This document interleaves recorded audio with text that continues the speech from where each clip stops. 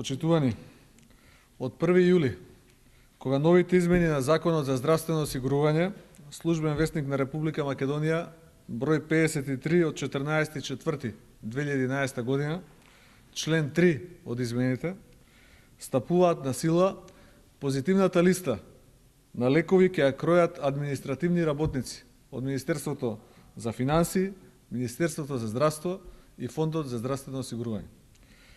Според забеганите замисли на владата во заминување, од 1 јули административците од Министерството и Фондот треба да одлучуваат со какви лекови ќе се лекуваат болните од рак, леукемија, шекерна болест, туберкулоза, сида и други заболувања. Не знаеме дали актуелната влада планира на административните работници да им облече и бели мантели, па по некој ден да започнат да оперираат во хируршките сали. Замислете што го чека македонскиот народ, кога владини административци ќе треба на граѓаните да им пропишуваат како да се лекуваат. Од која земја во светот е земена ваквата идеја? Какви ли експерименти сакате да правите врз сопствениот народ?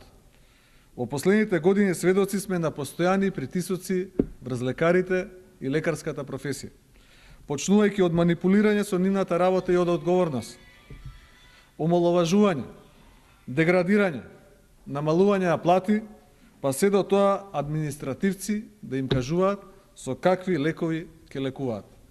Се прашуваме дали некој во оваа влада, почнувајќи од министерот за здравство, кој по диплома е лекар, знае што е здравство и здравствено осигурување и кои се правата на осигурениците, кои единствено даваат пари за своето осигурување.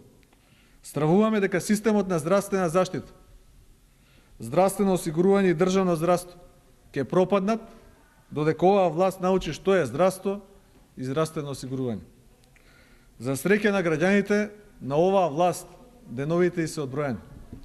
Се ближи 5 јуни, денот кога народот ќе си ја земе државата во своји раце. Оваа власт ќе биде казнета за тортурата што ја вршеше над сопствените граѓани.